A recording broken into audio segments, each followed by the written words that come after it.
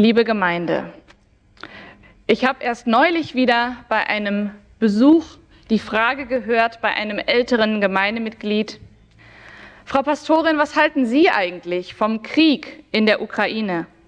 Ist das nicht schlimm? Ich glaube, für viele dieser Generation kommen bei den Bildern, die wir davon jeden Tag im Fernsehen sehen, eigene Erinnerungen hoch.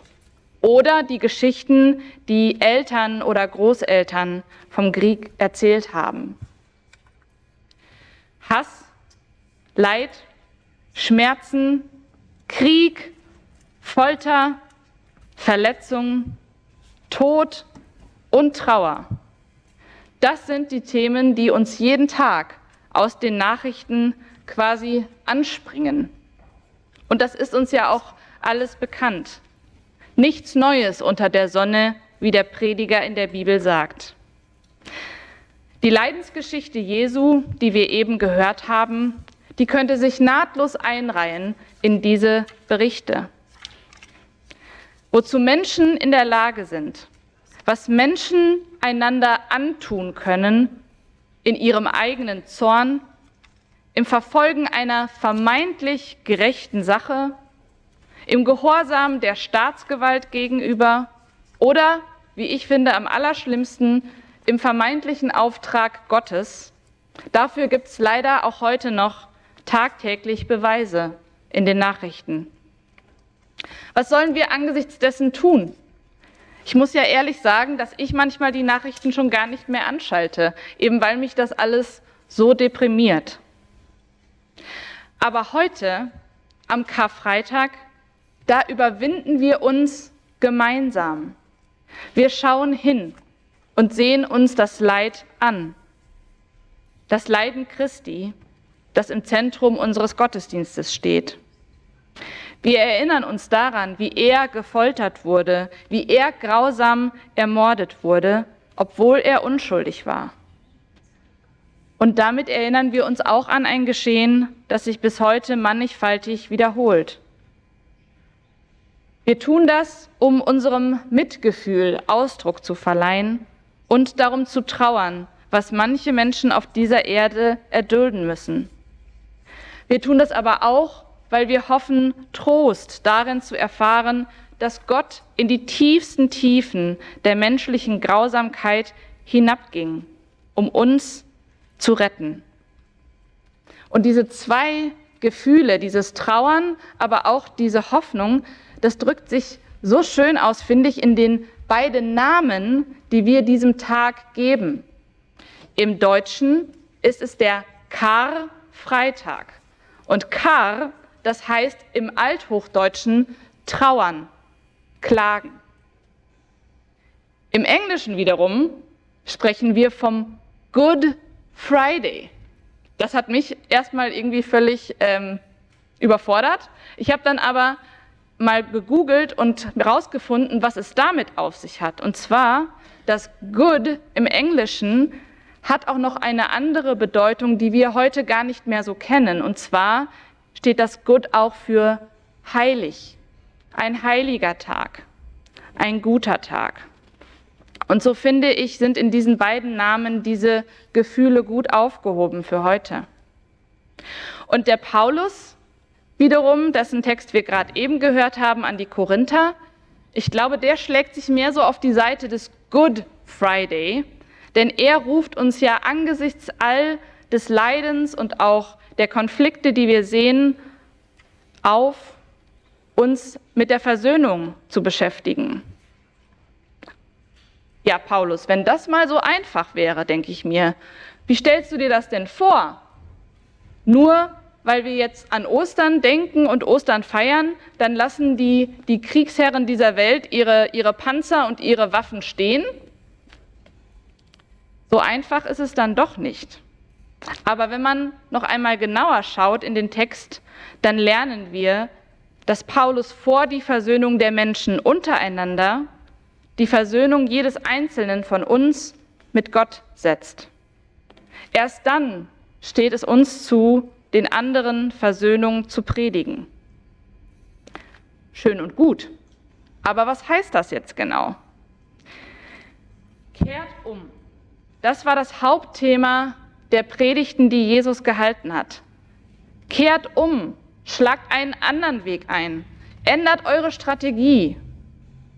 Oft scheint es ja in Konflikten so, als ob außer dieser Konfrontation, diesem Gegeneinander, kein anderer Weg möglich wäre. Jesus sagt, es gibt einen anderen Weg. Und Paulus sagt, das Alte ist vergangen, es ist alles ganz neu geworden. Und hier werde ich hellhörig. Es ist alles neu geworden? Ja, was denn? Ganz einfach, würde Paulus sagen.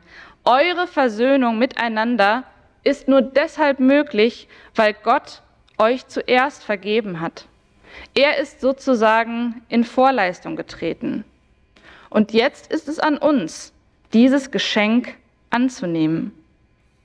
Wenn mir vergeben ist von Gott, dann muss ich nicht mehr mit anderen kämpfen um Liebe, um Macht, um Anerkennung. Dann kann ich das sein lassen, weil ich mich von Gott geliebt weiß. Und dann kann ich auch meinem Mitmenschen besser vergeben. Und das, glaube ich, kann unsere Welt schon zu einem besseren Ort machen und tut es auch schon. Jesus hat die Umkehr gepredigt.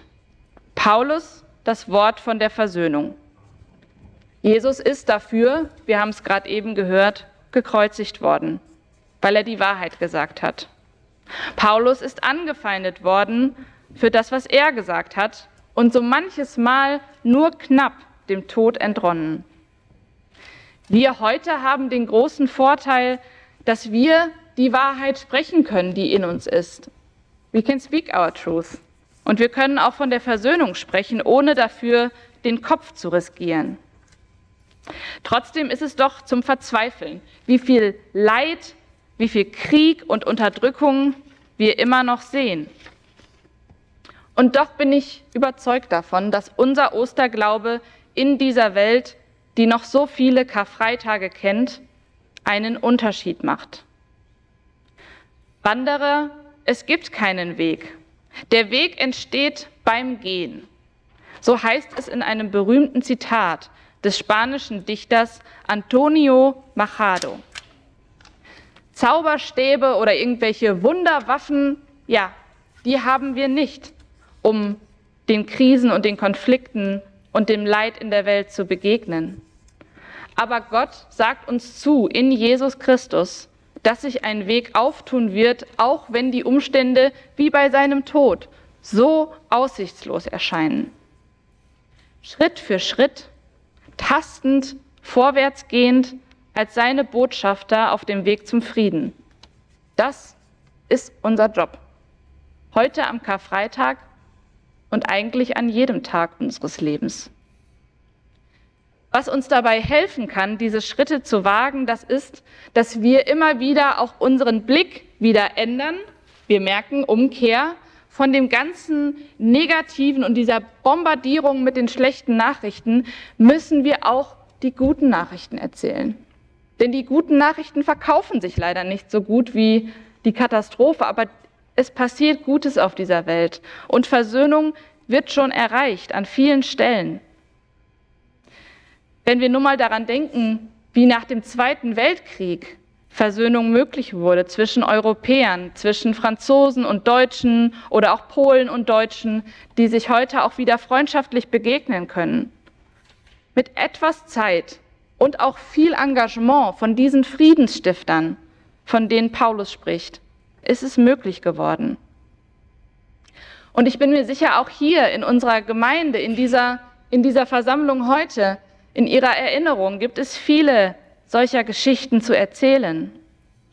Unsere Gemeinde gibt es ja schon über 50 Jahre und ich kann mir einfach nicht vorstellen, dass es da niemals einen Streit gab, dass es da niemals unterschiedliche Ansichten gegeben hat zu einem Thema oder man nicht auch mal so ein bisschen aneinander geraten ist.